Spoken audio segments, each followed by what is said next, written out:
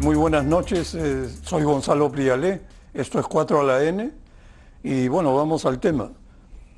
Cada año se quedan sin gastar miles de millones de soles del presupuesto para proyectos de infraestructura. Se dice que no falta plata, sino que falta gestión o que sobra plata. Por otro lado, hay muchas obras paralizadas y otro tanto de obras abandonadas y caducas. Y las decenas de miles de pequeños proyectos locales, a medio hacer o mal hechos, son los que generan más problemas. Esta noche analizaremos lo que ocurre realmente con la fallida gestión estatal del gasto público en obras y cómo se podría encarar y superar las dificultades. Me acompañan 3 expertos que conocen profundamente las vicisitudes que se enfrentan para lograr resultados. Están conmigo Paola Lasarte, exministra de Transportes y Comunicaciones, Carla Gadiño, profesora de Gestión Pública de la Universidad del Pacífico, y Milton Bongese, director de Vidensa Consultores, y tengo que mencionarlo, exministro de Agricultura y de Vivienda y exdirector ejecutivo de Proinversión. Muy buenas noches a los 3. Buenas noches, Gonzalo. Paola, en un artículo te preguntabas si para el MEF existen los incentivos para hacer las reformas que necesitamos o si le resulta mejor mantener la narrativa de que la plata nos sobra y que solo se gasta mal. ¿Realmente nos sobra la plata? Gracias, Gonzalo. No, a mi criterio la plata no sobra. Si hiciésemos un verdadero análisis de lo que el Perú necesita para dar el salto en competitividad en materia de infraestructura, nos quedaríamos cortos con el presupuesto que tenemos anual al día de hoy. Hay decisiones obviamente de endeudamiento, pero la idea no es discutir ello, sino mejorar la gestión pública en lo que es infraestructura, obras y sobre todo mantenimiento, porque no solamente es hacer infraestructura y dejarlo sin el mantenimiento y sin los servicios adecuados. En ese artículo conversaba o analizaba de que mucho de los problemas es que el enfoque de la gestión de infraestructura es hacendario. Más allá de preguntarse qué es lo que queremos hacer, nos preguntamos qué nos alcanza, qué presupuesto tenemos para hacer las cosas. Entonces, por ejemplo, voy a hablar de un caso concreto, las líneas de metro para Lima y Callao. Tenemos que esperar 10, 15 años para financiar una detrás de otra, esperar que terminen proyectos como el Aeropuerto Internacional de Chinchero o el de Jorge Chávez para poder pensar nuevamente en financiar una línea, y tenemos todavía por lo menos 2 líneas más, que son las 5 y las 6, que conformarían la red básica completa de metro de Lima y Callao, sin pensar o sin considerar lo que son teleféricos, lo que son otra infraestructura complementaria que daría solución a Lima y Callao, pero solamente a Lima y Callao. En transporte urbano en las principales ciudades todavía no está presupuestado, no se tiene trabajado y básicamente es por temas de hacienda pública, ¿no?, y de gestión. Si se gastara todo lo que está presupuestado, ese gasto aumentaría el déficit fiscal, porque el déficit fiscal cada año es el resultado de lo que se llegó a gastar. Entonces no es tan sencillo hablar de que algo sobra cuando en realidad produciría un efecto poco deseado. Carla, en los últimos 5 años no se logró gastar cada año unos 17.000 millones de soles del presupuesto para obras, que viene a ser 2% del producto, justamente lo que acabo de mencionar. Gastar mal es una cosa, no gastar todos los recursos presupuestados es bien distinto. ¿Por qué rutinariamente se presupuesta más de lo que se gasta? Yo creo que es un tema de fondo lo que estamos hablando, ¿no? Porque finalmente, si vemos desde cómo se estructura el presupuesto, son las entidades públicas las que solicitan los recursos desde un año antes, medio año antes, programando lo que tienen ellos comprometido a realizar y la expectativa de gasto que ellos pretenden realizar. Es decir, están solicitando recursos para hacer proyectos frente a un diagnóstico de una serie de actividades que necesitan ser atendidas porque hay población con esas urgencias. Es decir, la programación de las inversiones públicas y del presupuesto público responde o debería responder un diagnóstico previo. Si en base a ese diagnóstico tú dices necesito esta cantidad de dinero para de esa manera poder hacerle frente a todas estas necesidades a través de estos proyectos y aún así no logras las metas que tú mismo te pones como entidad pública, como gobierno regional, como ministerio, como gobierno local, finalmente lo que estamos hablando de forma transversal y en los 3 niveles de gobierno es de una deficiencia para cumplir nuestros objetivos. ¿Por qué presupuestamos más? Porque somos conscientes de que tenemos muchas necesidades que cubrir. ¿Por qué ejecutamos menos? Porque no tenemos la capacidad de llevar a cabo los proyectos y las actividades que necesitamos para atender esas necesidades, que inclusive diría yo son necesidades que no necesariamente están bien identificadas, bien programadas, ni las brechas bien dimensionadas en muchos casos. En ese yo me atrevería inclusive a señalar que probablemente para cubrir las necesidades que tenemos en nuestras localidades nos falta más presupuesto del que tenemos, pero nuestra incapacidad de gasto es simplemente abrumadora. Milton, no ha faltado plata. Por ejemplo, en el Plan Nacional de Infraestructura para la Competitividad del 2019, la brecha de infraestructura a 20 años es de 363.000 millones de soles. ¿Saben cuánto se devengó en total en los 10 años del 2014 al 2023? 341.000 millones de soles. 94% de la brecha de largo plazo a 20 años. Otro dato, en el Plan Nacional de Infraestructura para la Competitividad y Sostenibilidad, que viene a ser el anterior ajustado, del 2022 al 2025, la brecha para 72 proyectos priorizados es de 147.000 millones de soles. ¿Y saben cuánto se devengó en los últimos 5 años? Del 2019 al 2023, 192.000 millones de soles. Esto es 130% de la brecha al 2025 que acabo de mencionar. Entonces, las brechas no se cierran, las obras no se terminan, los avances son modestos. Milton, ¿qué nos pasa? ¿Dónde va a parar toda esa plata y para qué sirve tamaño esfuerzo?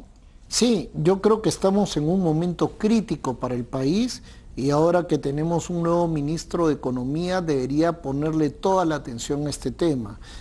Una cosa es gastar mucho y otra cosa es gastar bien. Hemos perdido cuál es el objetivo de las políticas. El objetivo de la inversión pública es que la gente tenga más servicios, no ejecutar obra. Me refiero a que no me sirve tener un hospital maravilloso, gigantesco, si no hay médicos, si no hay equipamiento y si no hay pacientes. ¿Qué es lo que nos está pasando ahora? Estamos solamente focalizándonos en obra, pero no estamos mirando el servicio que esa obra le tiene que dar al ciudadano. Y en ese camino estamos perdiendo muchísima plata principalmente por una falta de institucionalidad. Si tú miras los resultados de la última ENAO, desde el 2019 en adelante, las brechas de acceso a agua y saneamiento, a energía, en fin, todas las brechas de servicios básicos no han mejorado. La única que ha mejorado es la de telefonía celular e internet, porque están más lideradas por el sector privado. Y entonces, ¿qué está pasando con toda esa plata? Es lo que tú me dices. Lamentablemente, estamos viendo varios fenómenos. Y no solo toda esa plata, es muchísima plata. Es muchísima plata, es plata que hoy día nos debería tener en un nivel superior al que tenemos ahora. Con lo que se ha gastado, de acuerdo al Plan Nacional de Competitividad, deberíamos estar ya cerca, deberíamos haber igualado por lo menos a Chile en acceso a infraestructura, pero no lo hemos hecho porque lamentablemente somos un país tremendamente desinstitucionalizado y muy corrupto. Y hay que poner al elefante acá en la discusión. Toda esa plata que se gasta, mira, lo que han descubierto los alcaldes y gobernadores, y están haciendo cada vez más, es que si ejecuto las obras por administración directa me da mejor. ¿Y qué es administración directa? Que en lugar de contratar a un contratista, empiezo a contratar a los obreros, a los ingenieros, a los arquitectos, compro el cemento por aquí, el fierro por allá, y te imaginas la cantidad de discrecionalidad que hay en esa función, y entonces gasto plata, y no avanza la obra. Igual en contrato los estoy haciendo mal, salimos de una mafia brasilera a una mafia de empresas que sin historial, cascarones que se usan algunas empresas de denominación comercial china, pero que tampoco avanzan las obras. Carla, explícanos por favor, ¿por qué se devenga tanto y no se ven resultados? ¿Será que el devengado mide solo el gasto financiero sin relación con el seguimiento del gasto físico y el avance de la obra? Porque es desalentador escuchar esta danza de miles de millones, no son millones, son miles de millones, mientras las brechas no se reducen. La narrativa del MEF no cubre todos los ángulos. Esta narrativa del devengado no alcanza. ¿Qué opinas? Sí, efectivamente, yo creo que ahí un poco para que la audiencia nos siga, ¿no? Cuando mucho se habla en los discursos del 28 de julio, o nos hablan los ministros de Economía, nos hablan de cifras gastadas financieramente, del devengado, ¿no? En los ejercicios presupuestales tú tienes que primero reconoces un gasto, comprometes el recurso, suscribes un contrato para pagarlo, luego lo devengas, es decir, que haces una operación financiera de giro y después pagas. Pero nada de eso quiere decir que estás ejecutando necesariamente obra. Entonces, cuando nos hablan de récords históricos de inversión pública en términos de cantidad de dinero que se ha gastado, que se ha ejecutado, nos están hablando justamente de lo que menciona Gonzalo, del devengado, de esta operación financiera que se hace en los aplicativos informáticos de Tesoro Público, de presupuesto público, pero no de ejecución de obra. Y ahí yo quiero cogerme justo lo que estaba diciendo Milton, que comparto completamente, ¿no? Estamos desviándonos de la razón de ser de la inversión pública, que es el servicio, para enfocarnos. Yo diría que todavía ni siquiera en la obra, porque bueno fuera que midiéramos obra física avanzada o inaugurada, o cuánto nos falta para empezar a inaugurar cosas. Estamos hablando de un enfoque de gasto. Y en base a cuánto gastas, cuánto recibes el siguiente año. Yo a veces pregunto, ¿y de ese récord histórico de gasto de inversión pública, cuánto es corrupción? ¿Cuánto es el nuevo club que está reemplazando al Club de la Construcción? ¿Cuánto es adelantos? ¿Cuánto es arbitrajes? ¿Cuánto es incremento del cemento? ¿Cuánto es incremento de costo? ¿Cuánto es pago por adelantado? ¿Cuánto es obra que se está haciendo? No saben porque no lo pueden desagregar. Y aún así, con todos estos bemoles de todo lo que esconde esta cifra, aún así sobra dinero por gastar. Paola, miremos ahora al sector transportes, que es el sector con más recursos para obras. Es increíble que al 2024 aún tengamos casi 5.000 kilómetros sin pavimentar de la red vial vecinal. Según AFIN, tomaría 188 años pavimentar la red vial vecinal en la modalidad de obra pública. Solo 3% de la red vial vecinal y 11% de la red vial departamental están pavimentadas. Provías Nacional no da resultados. Gestiona mal y mueve muchísimo dinero. ¿A qué se dedica? Básicamente ahora el core business de Provías Nacional son las conservaciones o los mantenimientos de la red vial nacional, pero es sobre el 85% que tiene pavimentado. Efectivamente existe un trabajo pendiente que se tiene que hacer sobre la red vial nacional, pero el enfoque debe ser logístico. Y cuando hablamos de un enfoque logístico, ya hablamos de la red departamental y de la vecinal, que es lo que te integra precisamente los productos con los mercados y te conecta con diferentes modos de transporte. Es esa precisamente, y coincido con lo que han hablado tanto Milton como Carla, de los niveles de servicio, del servicio que se tiene que prestar, que no hay un arreglo institucional que le dé solución. Tienen que ser las municipalidades provinciales, los gobiernos regionales o las vecinales o distritales quienes se encargan de su propia red. No tienen los recursos, se ha creado un mecanismo de financiamiento que es básicamente pasar por vía descentralizado para que se le transfiera los recursos cuando tienen un expediente técnico que cumpla con unos requisitos. Pero ese expediente técnico muchas veces trasciende la gestión de un alcalde o de dos alcaldes, no llegan a ver la luz en el financiamiento, recursos gastados, expedientes desfasados y al final nunca tenemos la infraestructura. Entonces, no hay esa intención, por eso que hablaba de los incentivos, no hay una intención de querer verlo de manera integral. No le dan más recursos porque no los hay. Si quisiésemos pavimentar la red vecinal, no alcanzaría el presupuesto. Propusimos en su momento que una manera importante o interesante sería el de concesionar lo que queda de la red vial nacional y también incluir tramos de la red departamental con las vecinales, obviamente con una estructuración que sea finalmente va a ser una cofinanciada, eso no puede ser autosostenible, pero viendo este enfoque de corredores logísticos. Sin embargo, eso no pasa solamente por el Ministerio de Transportes y Comunicaciones. Tiene que haber ahí el MEF tiene que comprar el pleito de querer darle solución al tema de infraestructura en general. Y estamos hablando solamente de infraestructura vial. Si quisiésemos hablar de infraestructura aeroportuaria, también en lo que son ferrocarriles, no estoy hablando de los metros, sino de integración, especialmente con la puesta en operación del puerto de Chancay.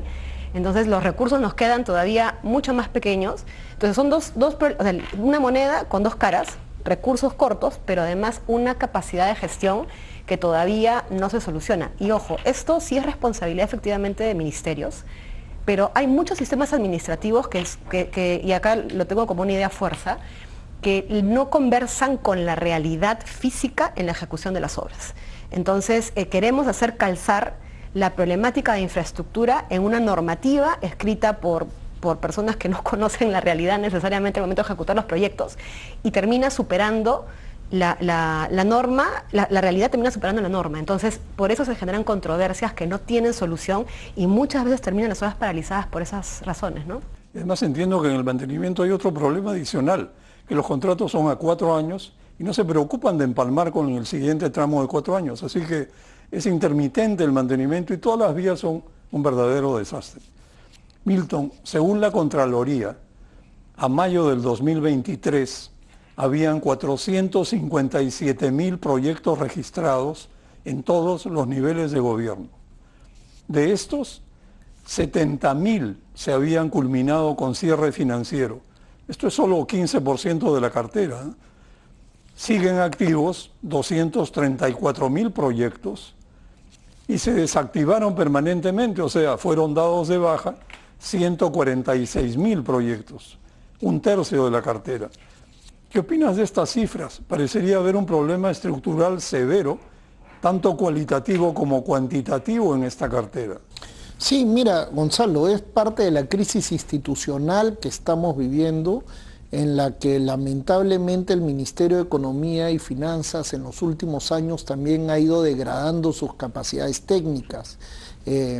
Antes había un Sistema Nacional de Inversión Pública muy draconiano, que funcionaba a nivel de desafiar la idea de un proyecto. Cuando habían proyectos grandes que eran inviables, no se declaraba viable. Ahí está la Interoceánica Sur, en su momento no demostró que iba a generar el flujo de carros y no tuvo la aprobación del sistema de inversión pública.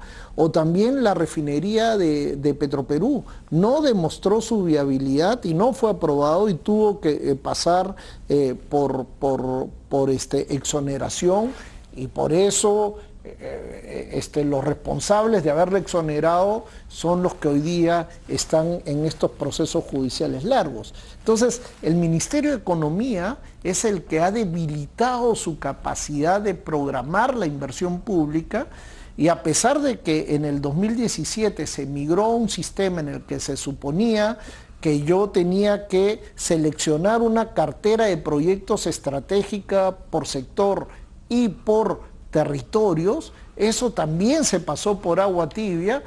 Entonces, lo primero que está pasando es que no tenemos esa capacidad de orientar el gasto hacia mejores proyectos. En segundo lugar, también hay un problema con los números que tú mencionas.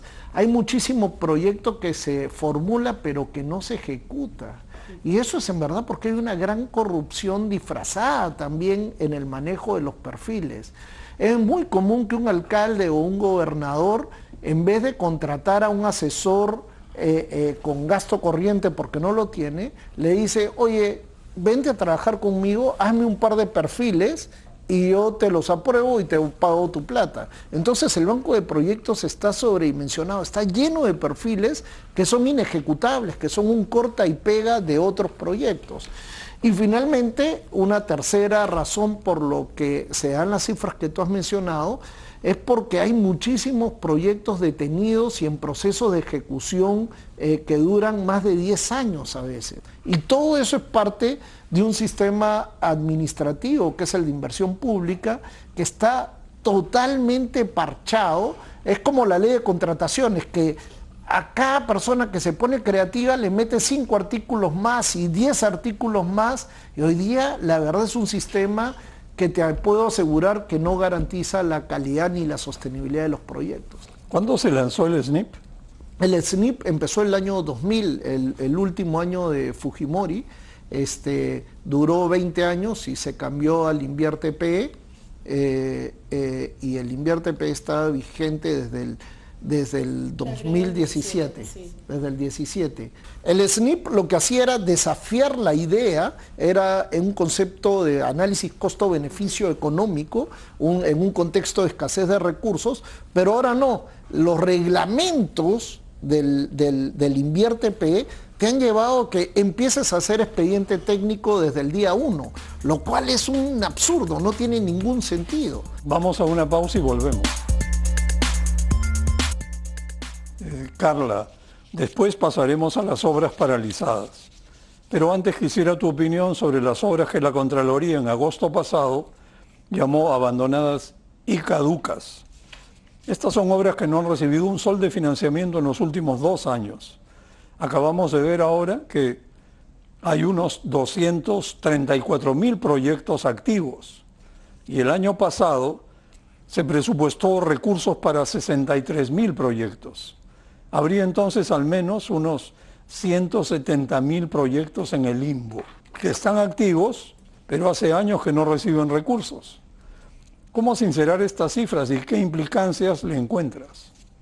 Bueno, 170.000 proyectos que no reciben recursos, pero que figuran activos, no es un tema menor. Figurar activos para nuestra audiencia quiere decir que en el banco de inversiones aparecen como si estuvieran todavía haciendo proyectos que se están trabajando. Dan la impresión que son proyectos en cartera de algún gobierno regional, de algún ministerio, sector, gobierno local, que están siendo tramitados, que están siendo ejecutados, que están en movimiento. Pero lo cierto es que la Contraloría ha encontrado que durante 2 años no se ha afectado a recursos. Esto no es un tema menor. ¿Por qué? ¿Cuál es la implicancia para mí?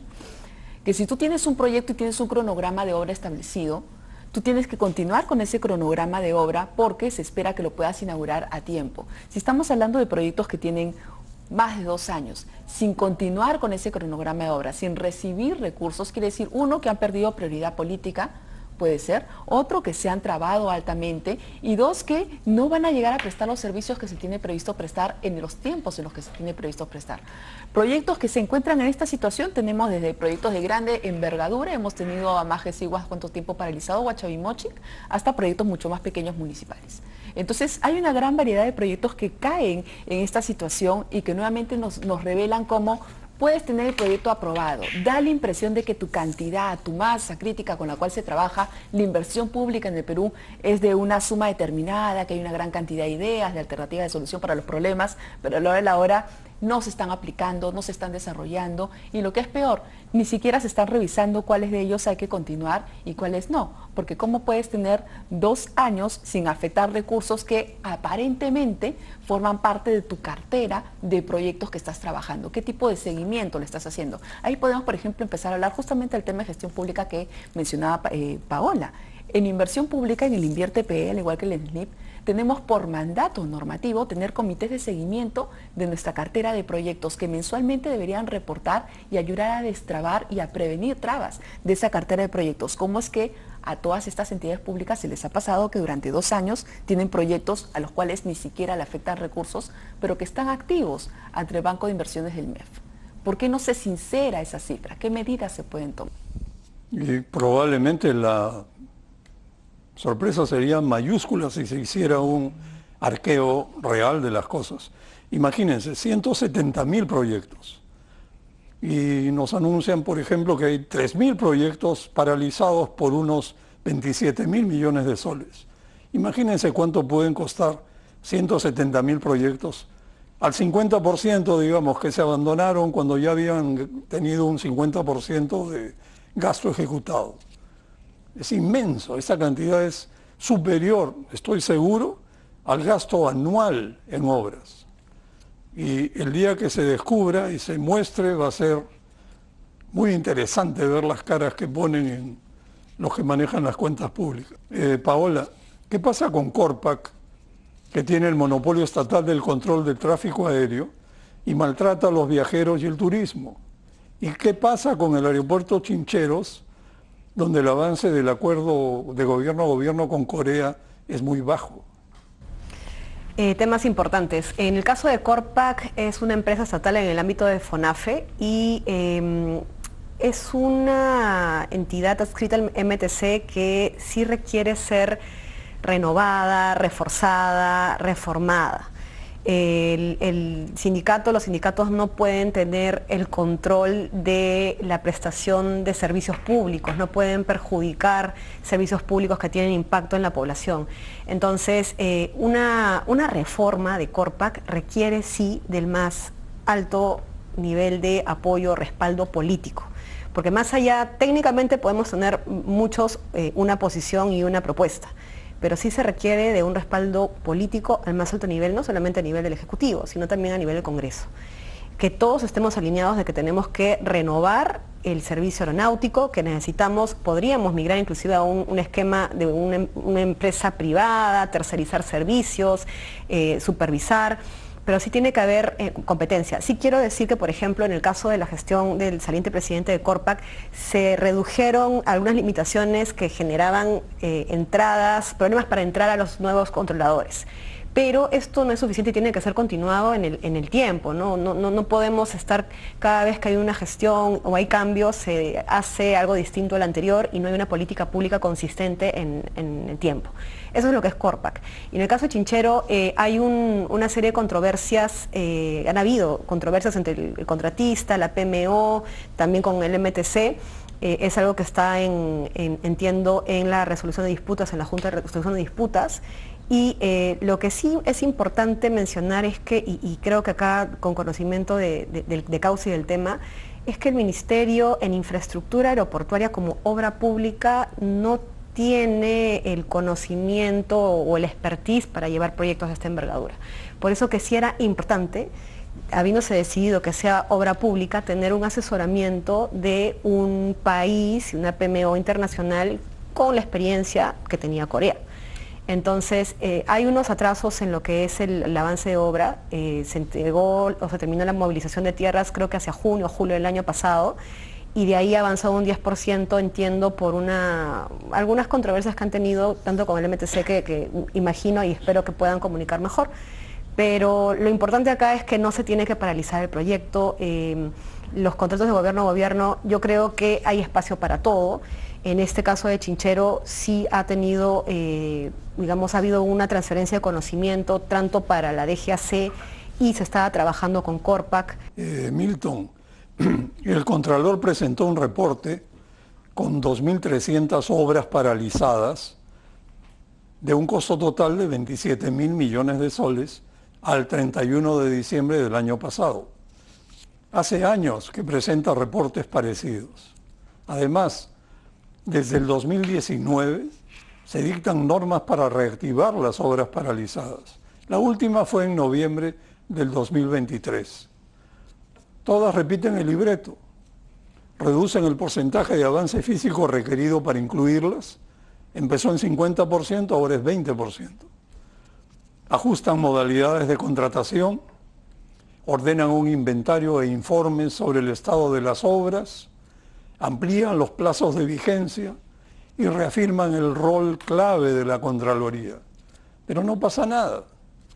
¿Cómo manejar este asunto? ¿Cómo definir cuáles obras paralizadas valdría la pena reactivar?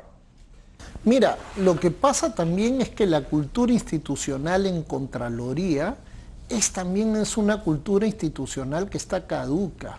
Ellos creen que el problema radica en falta de control, cuando desde la perspectiva de los que conocen más el tema de infraestructura, es que más bien hay excesos de controles. Entonces, eso hace que no vayamos a otras soluciones que deberían ser más claras y que están presentes en otras partes del mundo. Por ejemplo, seguimos apostando a que la salud se resuelve construyendo hospitales. Y entonces vamos y construimos hospitales, no terminamos nunca los hospitales y cuando los terminamos no entran en funcionamiento.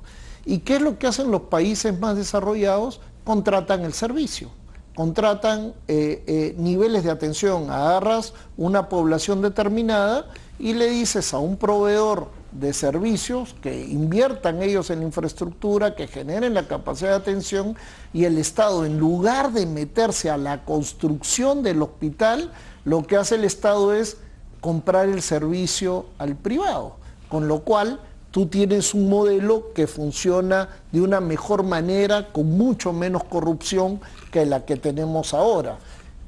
Salud hizo eso desde la época del segundo gobierno de García hasta hace poco, hasta Castillo, y lo que hizo es que en vez de contratar hospitales o centros de salud, construirlos en Lima, lo que hizo fue este programa de UBAPS, donde le decía al sector privado, oye, dame toda esta cantidad de atenciones, todas estas prestaciones con este tarifario, yo te doy una lista de asegurados que tú tienes que atender y entonces yo te las pago.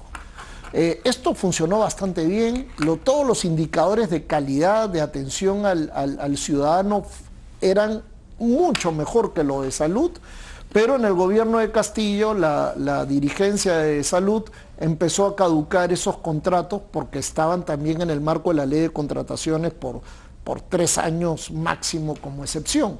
Entonces, otra vez, los sindicatos prefieren tener su hospital, porque yo nombro a mi amigo como el director del hospital, mi amigo el director del hospital le da a mi amiga la dirección del departamento de cardiología, y a mi otro amigo le doy el departamento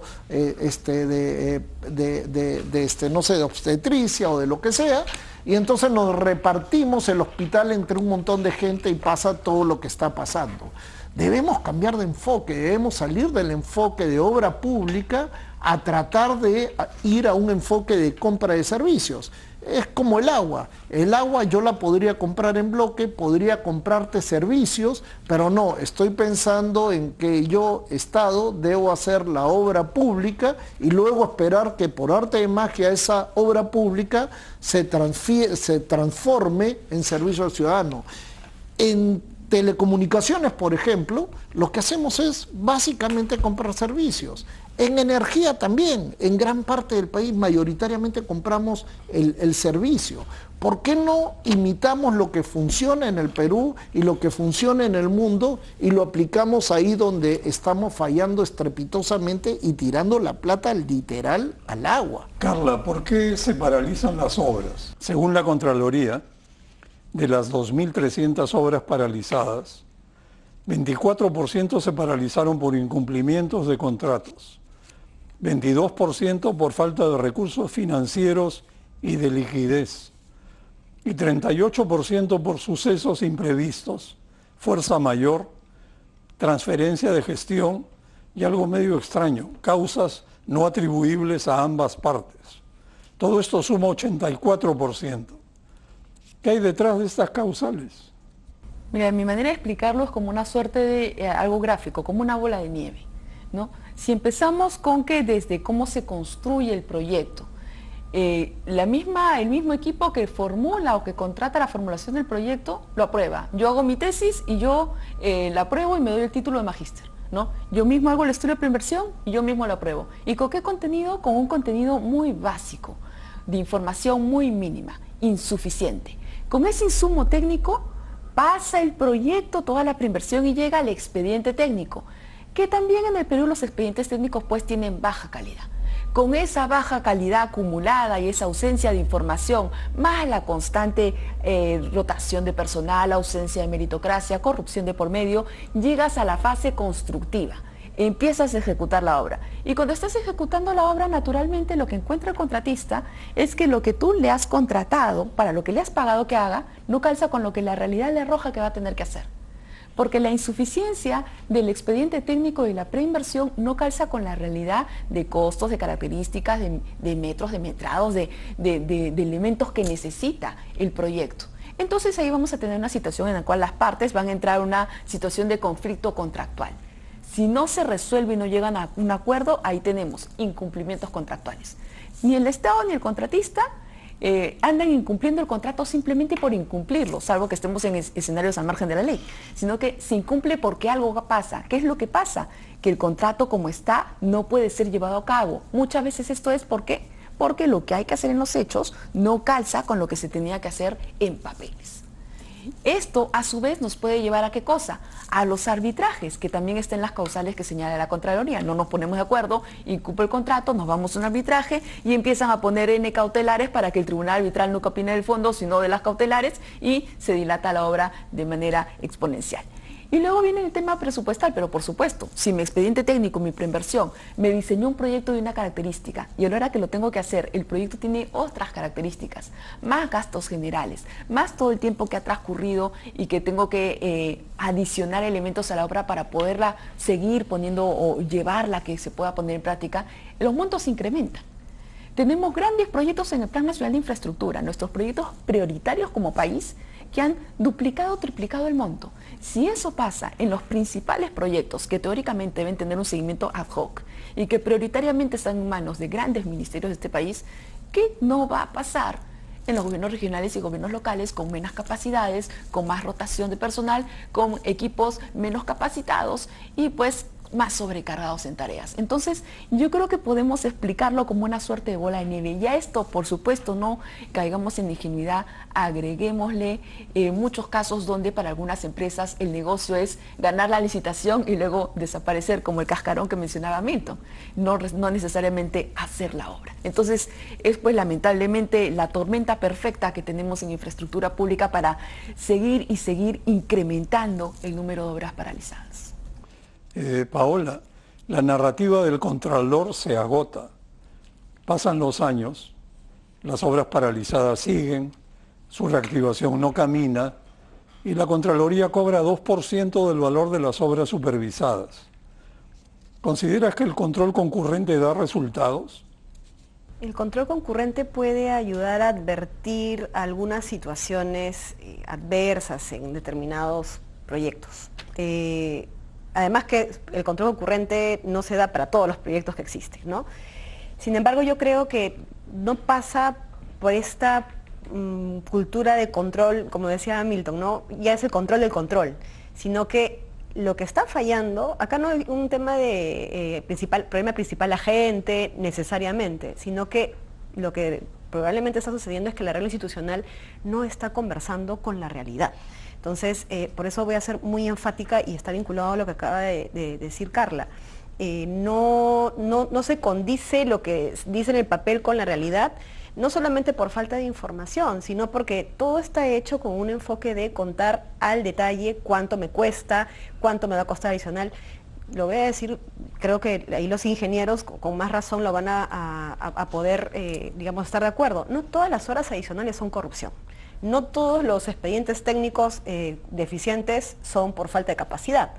No todo, porque precisamente si tienes un presupuesto, digamos, acotado y las reglas están hechas para que ajuste el presupuesto porque no va a haber más y de ahí ya lo modificas en fase de inversión, generas los incentivos para tener este problema que es tu bola de nieve, que empiezas con un problema pequeño y terminas en la ejecución contractual, se termina siendo gigante y no lo puedes administrar.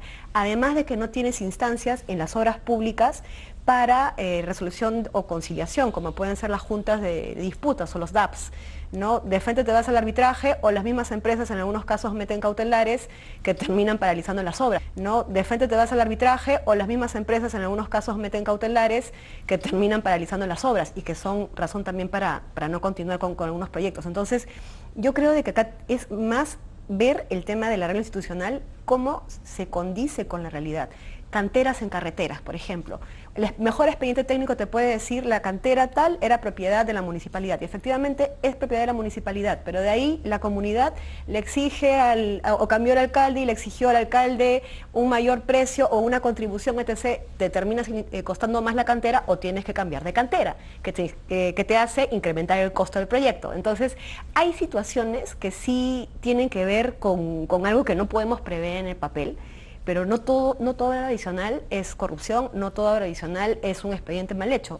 Tenemos que ser más flexibles. Milton, antes de ir a la pausa, pero quería saber, ¿qué opinas de la Contraloría? lo que mencionamos, ¿no? Que lamentablemente tiene un enfoque de hipercontrol, de controlar el control.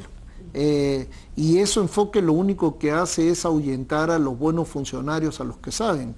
Yo concuerdo plenamente en que cuando tú llegas al campo encuentras problemas que te obligan a modificar el expediente técnico, porque la medición del caudal fue con datos antiguos, o porque se hicieron menos calicatas de las que hiciste, y porque apareció algo en el suelo que no era lo correcto. Entonces tienes que, o ha habido un huaico hace 6 meses y te desconfiguró el territorio por donde estabas construyendo. O sea, hay 1000 cosas que pasan, pero si tú llegas ahí con los ojos de que, mira, te has alejado del expediente técnico, entonces ahí estamos en complicaciones, sobre todo cuando los que van a supervisar es gente que no ha tenido mayor experiencia en campo. Yo lo he vivido cuando he estado en vivienda, y veía nosotros tuvimos un equipo extraordinario de ingenieras en vivienda, de ingenieros en esa época, y cuando uno veía las observaciones de Contraloría, eran realmente, ¿por qué el tubo acá es de 8 pulgadas y no es de 6 pulgadas? O sea, ¿qué sabía y esa no era la función del Contralor? Vienen con ganas de, yo hubiera hecho un diseño mejor que el que tú estás haciendo y por lo tanto te controlo. Parece que ese es el problema permanente que se encuentra con la actividad de control. Bueno, vamos a una pausa y volvemos. Carla, el mayor número de las 2.300 obras paralizadas son pequeñas obras. 75% de todas las obras paralizadas en el territorio nacional valen menos de 5 millones de soles. 70% son obras locales, casi todas ejecutadas en la modalidad de administración directa. Los municipios no parecen tener capacidades para sacar proyectos, menos aún en administración directa. ¿Qué se podría hacer al respecto? Es un tema importante, ¿no? Porque la administración directa, y es importante que la audiencia también comprenda un poco qué consiste la figura, ¿no? Esto es que el alcalde, o normalmente el alcalde, el gobernador regional, le promete a la ciudadanía contratar, voten por mí y a cambio yo los voy a contratar para hacer esta obra juntos. No haces un proceso de selección a través de contratos que los vecinos se vuelven peones de la municipalidad y todos juntos hacen la obra, pues sin ingenieros, sin arquitectos, sin especialistas en el tipo de proyectos que van a realizar.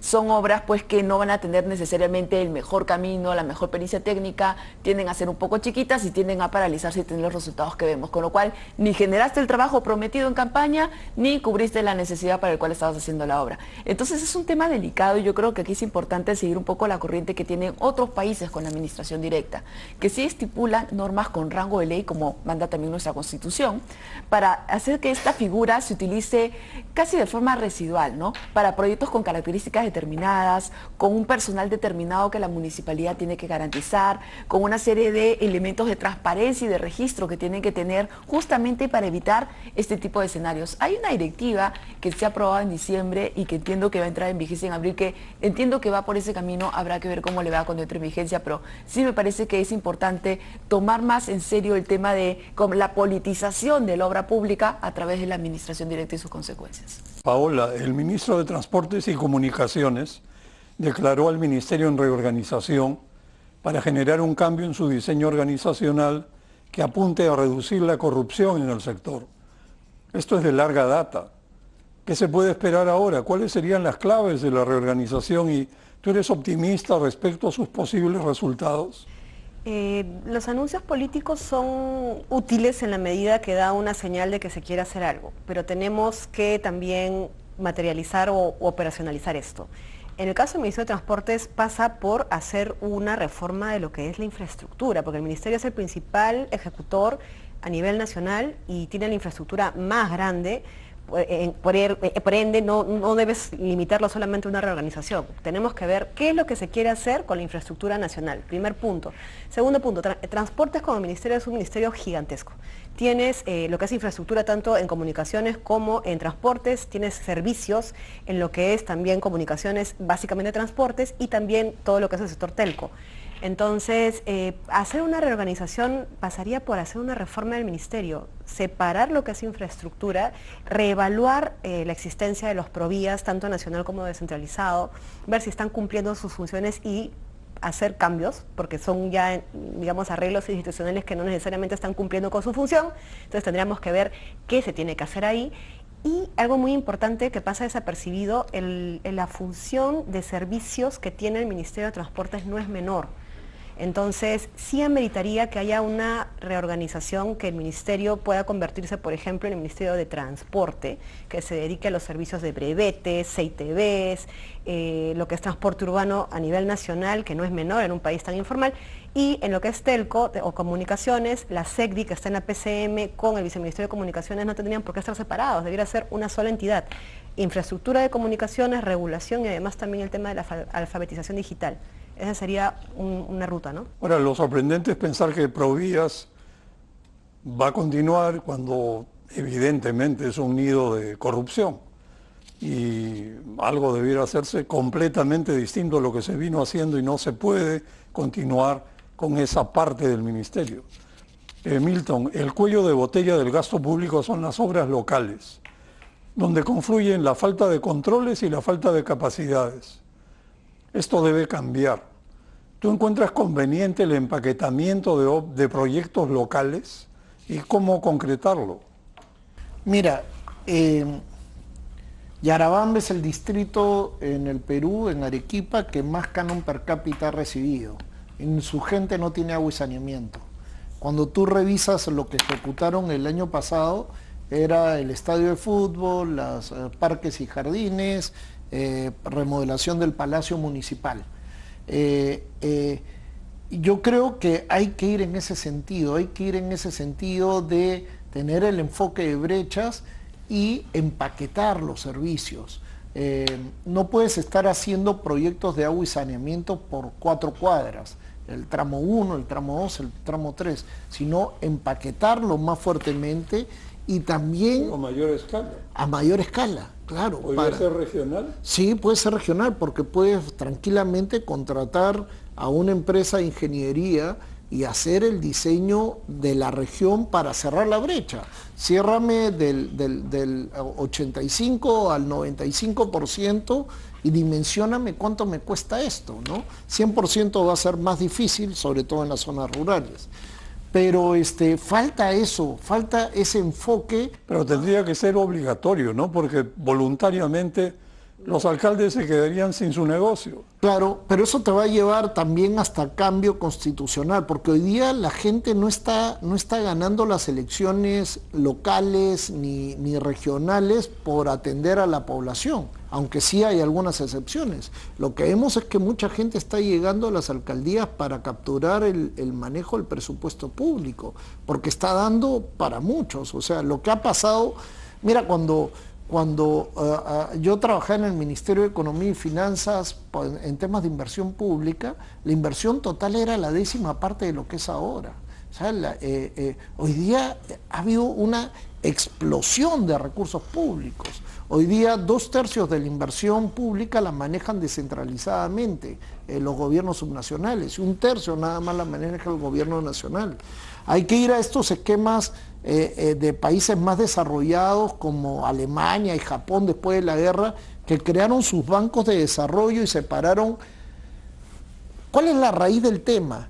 En que tanto el financiamiento como la ejecución la discuten políticos, el alcalde con el ministro del sector, con el congresista. Tienes que sacar eso, tienes que poner a técnicos.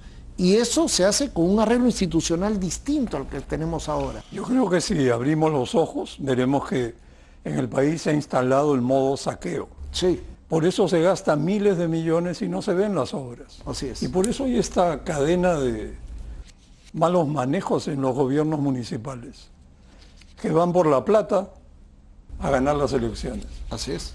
Ahora, una pregunta a Carla. Según la Contraloría, a los gobiernos subnacionales les tomaría 4 años, dada su capacidad de ejecución, concluir las inversiones que tienen actualmente en marcha. En mayo del 2023 se planteó una moratoria para prohibirles generar nuevas inversiones mientras no terminen las que están en curso. ¿Qué te parece esta salida? Es un tema político y técnico a la vez, ¿no? Porque por un lado tienes que su periodo dura 4 años y cuando ellos llegan en su primer año ya tienen aprobada la ley de presupuesto que financia todo el año 1 y tienen una cartera de programación multianual que tiene un horizonte de 3 años. Entonces los alcaldes ingresantes siempre dicen, ¿y dónde meto los proyectos que prometí y que ofrecí? ¿No? Mis propuestas, ¿dónde entran? Entran al final. Ahora me van a poner moras cuando son para que no los metan cuando es por lo que la gente me ha elegido. Entonces ahí entra el aspecto político con lo técnico a chocar y normalmente lo que vemos es que cuando las autoridades no están conformes con estas carteras de proyectos trianuales que heredan, ¿no? O con lo que ellos mismos plantean, en la noche antes de que se apruebe la ley de presupuesto están haciendo modificaciones al anexo 5, donde está la lista de proyectos que van a ser financiados al año siguiente, que supuestamente corresponden al primer año de la programación multianual. Entonces, en una noche, en un diálogo político entre autoridades, gobernadores regionales, alcaldes, ministros y congresistas, dejan de lado, se tumba por completo la lógica de la programación multianual, del presupuesto público y del cierre de brechas, ¿no? Porque sale de un producto político en el cual muchas veces los proyectos ni siquiera están bien analizados o viables. Entonces, esto de tratar de, yo creo que hay que buscar un punto medio, porque a las nuevas autoridades se eligen cada 4 años, no les vas a decir, no puedes incluir tus propuestas, porque vienen con una mirada de cambio potencialmente y la cartera de proyectos que están heredando puede que no sea ni la más madura ni la más adecuada y hay que darles la oportunidad de que tengan un elemento importante de cambio, pero sin dejar de lado y sin descuidar compromisos en marcha, ¿no? También es importante ahí el equipo técnico sólido para poder ver cuál proyecto, el que heredé entre comillas o el mío, cuál genera mayor valor social y de esa manera avanzar. Bueno, vamos a ir cerrando y después de oír a Carla les voy a pedir a cada uno de ustedes que por favor en un minuto resuman su impresión de lo que hemos conversado. Paola.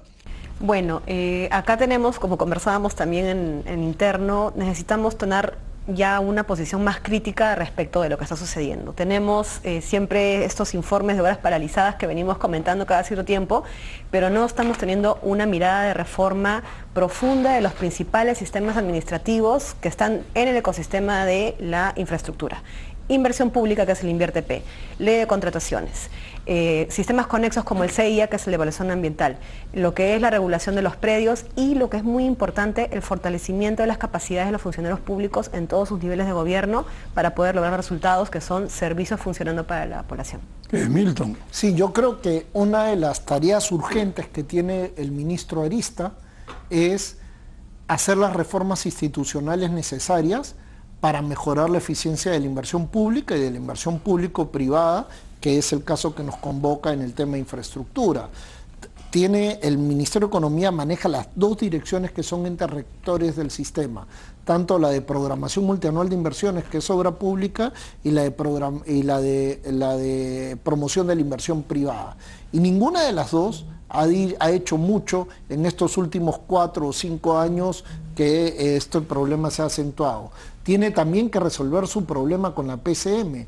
La PCM le ha quitado competencias al MEF, ha abierto la Agencia Nacional de Infraestructura sin ninguna experiencia en haber ejecutado obra nunca, y 2, han anunciado que también van a tener la Agencia de Elaboración de Expedientes Técnicos, también con 0 experiencia institucional. Y 3, hay que empezar también a exigir que a nivel descentralizado quien maneje la obra pública o la inversión pública sea gente con un perfil mínimo de carrera pública meritocrática y estable. Bueno, voy a tener que terminar, les agradezco muchísimo a ustedes.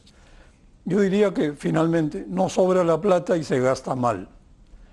Se gasta mal en toda la cadena, desde el MEF hasta los gobiernos subnacionales, que también es de vida o muerte obligar al empaquetamiento de los pequeños proyectos locales similares a nivel de regiones o provincias enteras.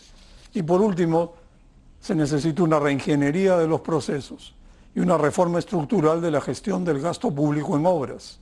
Yo creo que sí se puede, pero falta decisión y meritocracia. Bueno, muy buenas noches y muchas gracias. Gracias a ti, Gonzalo. Gracias.